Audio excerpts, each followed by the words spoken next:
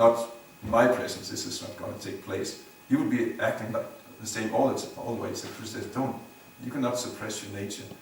And you should not suppress your nature, because no natures are by, bad as such. But you just have to act in the right consciousness. So, and Krishna tells him, therefore, don't think about gain or victory, but just do your duty for my sake. I want this fight. Krishna, and he reveals himself as actually the Supreme Lord himself. He's not an ordinary person. He says, I want this fight. One can say, of course, why does God want this fight? Well, he has different reasons. At this time, the world was overburdened by unnecessary military forces, and was just like today. Actually, there's so much unnecessary military force. What is it? 40-50% of all the wealth in the world is simply spent on military. This is unnecessary. I mean, there's some use for military, has a place, but also today the world is overburdened, and this is not really in accordance with God's plan. So, of course, what's going to happen in the present modern context, I have no idea. God has a plan, as He has a plan with anything that happens. But 5,000 years ago, when Bhagavad Gita was spoken, Krishna's plan was simply to reduce the military forces. And how do you reduce it? You have a war with each other. So that's actually his desire. It's for the benefit of everyone. It's not that. And of course, we sometimes have a sentimental idea about war and so on, but ultimately it's not a problem, because as Krishna says in Bhagavad Gita, we don't die. You might think, oh, terrible, we have to kill each other, but I say, there's no one who's going to die here. We're just changing bodies. And what's a big thing? That's one thing that you'll actually be amazed when you know a little about God's nature. He doesn't take the body too seriously. And if it dies, we say, oh, my such and such died, my best friend, or my father, mother, my husband, or wife just died. So, but God, He doesn't take it too seriously. Nobody dies. He just goes from one stage to another and continues. It's not a big thing for Him. So, but for His purpose, the number of military forces had to be reduced. That was His plan, and therefore He wanted Arjuna. You don't worry about whether you're going to lose or win this war, but I want you to fight it for my sake.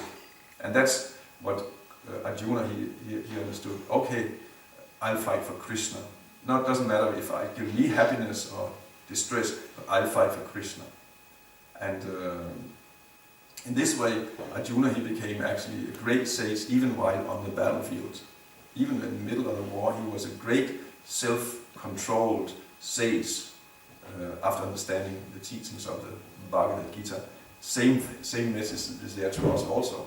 We become, it's not that we should change our situation or become something else like that. We should simply, in most cases, simply remain in the situation where we are, but we should do it, what we're doing, with a different consciousness, instead of acting, working, performing our duty for our own, attempt to become happy. We should simply do it for Krishna's, God's sake, as He wanted, and that will make us happy, and that will bring us out of it. That will bring us back to the eternal condition that we actually belong to. We don't belong to this world. It's a foreign atmosphere. We're eternal beings. We don't belong in temporary situations. Simply acting for Krishna's pleasure, satisfaction, that will bring us back to the eternal world that we really belong to. That will give us. It's a simple key. Instead of acting for our own satisfaction, we act for God's satisfaction. Prabhupada says this is a switch that we just turn on the light everywhere. We have so many problems like that. For example, if you're in a darkness, it seems it's what to do in darkness. But if you just find a simple switch that turns on the light, then all problems are over with darkness. And Prabhupada writes in Nectar Devotion that this simple formula of not acting for yourself, but start acting simply for God's pleasure, that is the one switch that will brighten everything.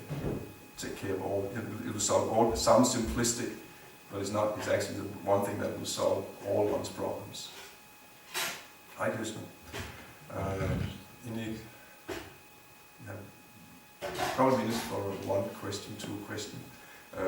And also I can mention that afterwards, if you're interested, because normally we don't have so much time for questions and discussions, but it is a very interesting philosophy, and it's very, we can actually spend hours discussing many of these points. So at 6 o'clock we have more time for talk, and this takes place over in the other building.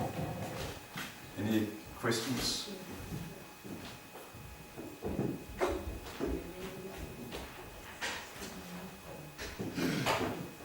Anyone else? You ask questions all the time. What's your question? Could you give a few examples of how the daytime from the material is the same to vice versa?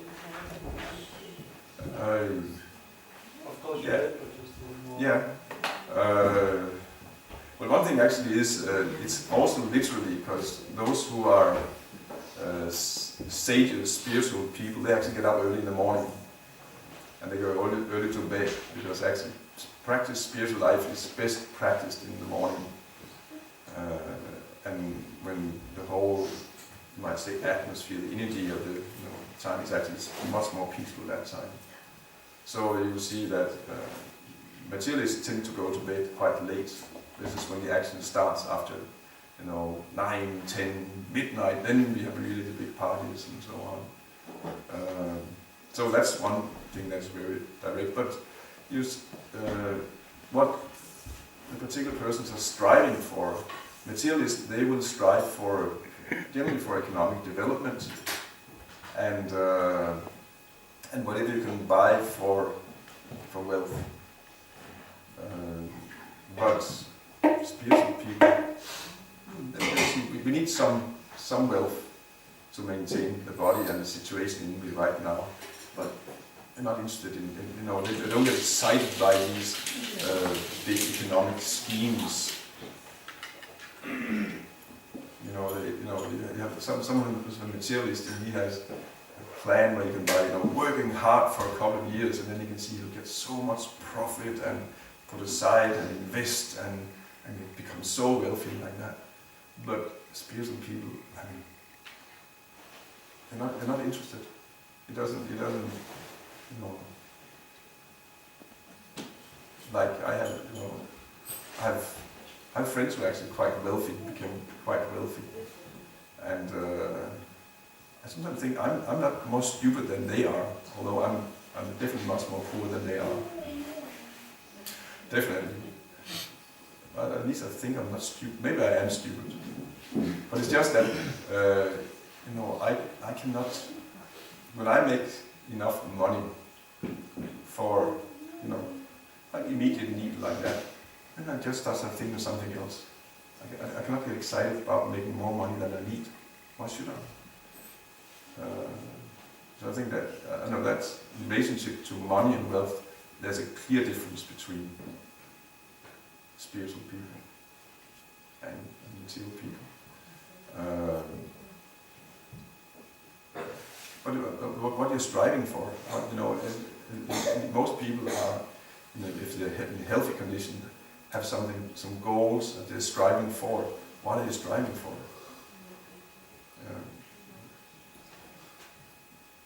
Religious people, spiritual people, they're striving for, for spiritual development.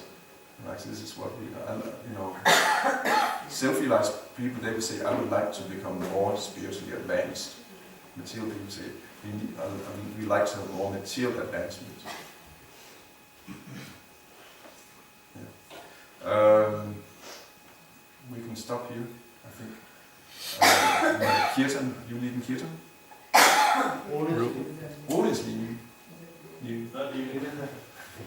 Okay. So we'll have Kirtan, chanting Hare Krishna mantra in front of the altar, singing, dancing, and like that for 20 minutes. Jai. Hare Krishna. Hare Krishna.